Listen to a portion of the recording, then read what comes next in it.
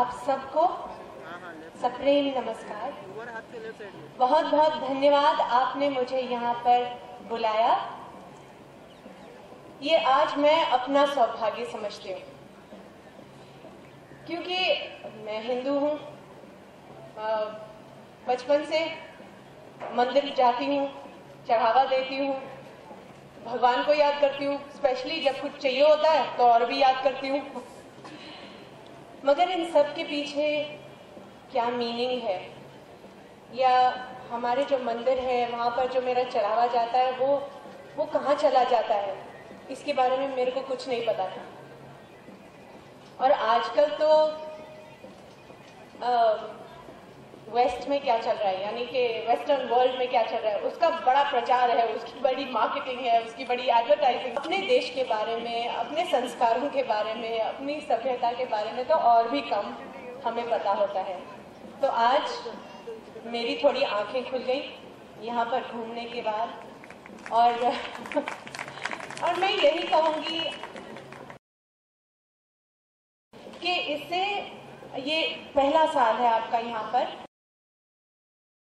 कीजिए और भी बड़े पैमाने पर कीजिए। और हमारे जो युवक हैं, आजकल की जो पीढ़ी है, उन्हें यहाँ पर जरूर लेकर आइए। उनकी आंखें मेरी तरह खुल जाएं तो बड़ा ही अच्छा काम हो जाएगा, बड़ा ही अच्छा। क्योंकि भारत में 75% हमारी पॉपुलेशन यंगस्टर्स की है। We are the youngest country in the world, और हमारी population second largest in the world है। तो आप जान सकते हैं, आप समझ सकते हैं कि हमारी शक्ति कितनी है। हमारे जो यंगस्टर्स हैं वो अगर सही रास्ते पे चले जाए ना तो दुनिया बदल सकते हैं अच्छे तरीके से, और अगर वो गलत रास्ते पे निकल जाए तो दुनिया बदल सकते हैं कितने अच्छे तरीके से नहीं। तो अगर हम सबका भला चाहते हैं तो मेरी आपसे ये विनती है कि आप इस फेयर को और भी अच्छे तरीके से बढ़ा करके और अट्रैक्टिव करके प्लीज यंगस्टर्स को यहाँ पर जरूर बुलाइए। एंड आज मुझे यहाँ पर बुलाने के लिए अगेन शाइना जो कि मेरे को खींच कर यहाँ ले आई है, उसका धन्यवाद, और आप सबका नमस्कार।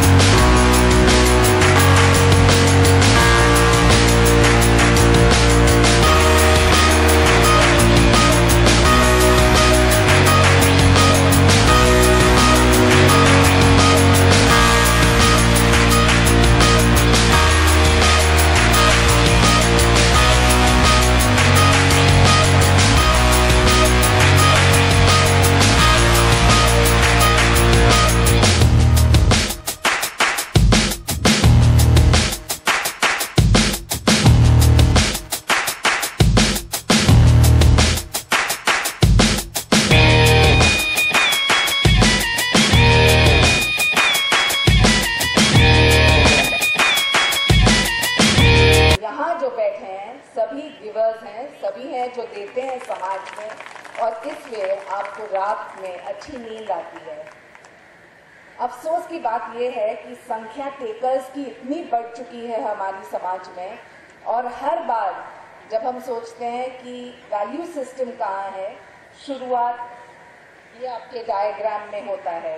तो मैं अभिनंदन देना चाहती हूँ गुरुमूर्ति जी को, क्योंकि ये सोच जो चेन्नई में जहाँ शुरुआत हुई है वहाँ मुंबई आप लेके आए हैं, और मैं आपको यकीन से कह सकती हूँ कि हर वर्ष बढ़ते जाएगा और ज़्यादा से ज़्यादा लोग आएंगे।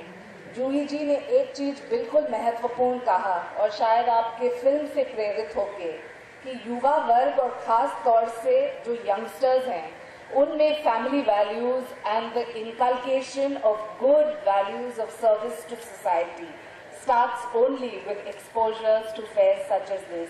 मैं सभी आयोजक को बहुत बहुत अभिनंदन देना चाहती हूँ, सुरेश जी भागेरिया, मानके जी, ऑल द ऑर्गेनाइजर्स, भागवत जी।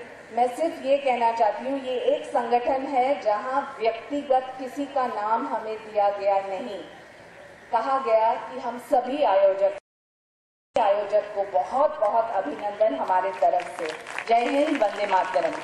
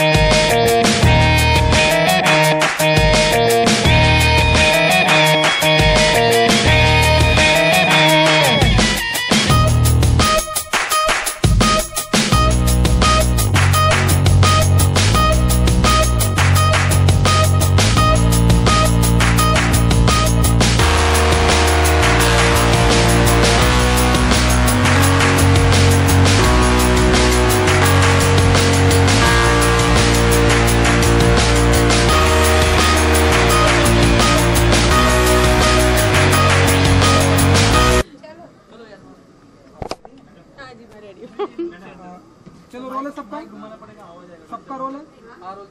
जी जी पहले जानना चाहेंगे यहाँ पे आने का पर्पस क्या है। और हमने देखा एक एग्जीबिशन है जो कि लोग कहते हैं कि हिंदू धर्म के जो सारे पैसे कुछ लोग बाहर जा रहे हैं, कुछ लोग, तो हमने देखा वो एग्जीबिशन भी आपने बहुत ध्यान से देख रहे थे, क्या कहना चाहिए। एक्चुअली यहाँ मुझे शाइना ने आमंत्रित किया और मैं शाइना को बहुत देर से जानती हूँ, तो जब वो कहीं बुलाती है तो मैं सोचती हूँ ठीक है मुझे जाना चाहिए। उसने कहा था कोई स्पिरिचुअल फेयर और एग्जीबिशन हो रहा है। जब तक मैं यहाँ आई हूँ मुझे कुछ समझ नहीं आया कि ये है क्या। मैंने पहली बार ऐसा मुंबई में देखा है, तो यहाँ आई तब ये पता चला कि ये एग्जीबिशन इसलिए है ताकि हमारे लोगों को पता चले कि हम जो हिंदू धर्म के लोग हैं, जो हम चढ़ावे चढ़ाते हैं मंदिरों में, वो उसका क्या उपयोग होता है। और ये सही है, मेरी आंखें खुल पता था कि मैं जब मंदिर में जाती हूँ और कुछ वहाँ रखती हूँ तो वो कहाँ चला जाता है।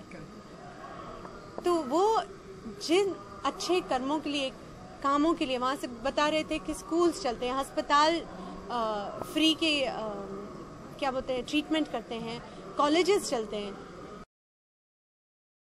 मुझे ही नहीं पता था, तो मैं ऐसा सोचती हूँ कि आप लोगों को भी नहीं पता होगा, और बहुत सारे हमारे जो लोग हैं उन्हें कोई आइडिया नहीं होगा कि जो हमने चढ़ावा चढ़ाया है वो कहाँ गया।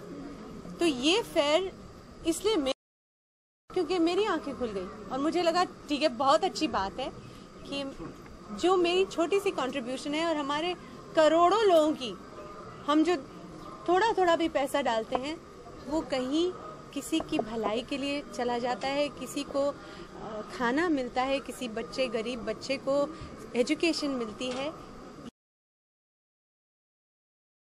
पता है कितने सारे, मतलब बालाजी टेम्पल्स और कितने बड़े बड़े, और हम लोग कितना जाते हैं वहाँ, कहाँ कितने पैसे वहाँ इकट्ठे होते हैं। तो ये बहुत सारे पैसे अच्छे कामों के लिए इस्तेमाल होते हैं, और ये हमें ये जानकारी हो। स्पिरिचुअल फेयर रखा गया है हमें हमारे संस्कारों से जोड़ने के लिए, हमारे सभ्यता से जोड़ने के लिए। आजकल मैं अपनी बात करती हूँ और मेरे को पता है कि मुझसे तो बहुत सारे यंग लड़के लड़कियां हैं, उनमें से आप लोग सब हैं, जो कि एकदम पैंट शर्ट पहन के, जीन्स पहन के ना ये भूल जाते हैं कि धोती कुर्ता होता क्या है या अंग्रेजी बोलते बोलते ये भूल जाते हैं कि हमारे पास संस्कृत है, जो कि मदर ऑफ ऑल लैंग्वेजेस है। जिम में जाते हैं एकदम कूल, ऐसे बड़े बड़े अपने मसल्स बना लेते हैं, मगर भूल जाते हैं कि योगा करना चाहिए। हमारे देश में इतनी गहरी और सच्ची बातें हैं जिन्हें हम भूलते जाते हैं, क्योंकि बहुत सारा हमें देखने को मिलता है आजकल टेलीविज़न पर, फिल्मों में। वेस्ट का बड़ा हमारे ऊपर इन्फ्लुएंस होता है और उनकी चमक धमक देखकर हम सोचते हैं ये हमें चाहिए, हमारे पास जो है ये तो बेकार है। मगर हमारे पास जो खजाने हैं वो वहाँ के लोग यहाँ आते हैं उन्हें स्टडी करने के लिए, उन्हें जानने के लिए, और हम भाग रहे हैं दूसरी तरफ। तो ये कनेक्शन हम अपने आप से कर पाएं, इसलिए मुझे तो लगता है ऐसे बहुत सारे और फेयर्स होने चाहिए, हर एक शहर में होने चाहिए। और मैंने तो ये कहा भाई और बड़े पैमाने पर करो, हमारे यंगस्टर्स को इन्हें अट्रैक्ट करो ताकि इन्हें पता चले। जी ये तो ठीक है कि जो मंदिर वगैरह में पैसे देता है उसका लोग जानना चाहते हैं कि आखिर वो पैसे कहाँ जा रहे हैं, लेकिन स्पिरिचुअलिटी की बात हो रही है तो कहीं ना कहीं लोग पेड़ पे भी मंदिर बना देते हैं, वहाँ पूजा करते हैं, वहाँ पैसे चढ़ाते हैं। ऐसे लोगों को क्या कहना चाहिए, क्योंकि वो पैसे शायद किसी के यूज में नहीं आते हैं, तो उन लोगों को क्या कहना चाहिए?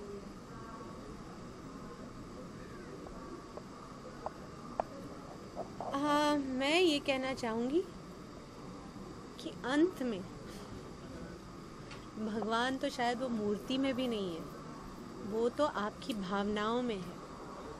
तो आपने जिस भावना से वो 5 रुपए 10 रुपए वहाँ रखे, आपने अपना कर्म किया, आपका दिल हल्का हो गया, आपने अपनी तरफ से, अपनी पॉकेट से कुछ निकाल कर वहाँ रख दिया।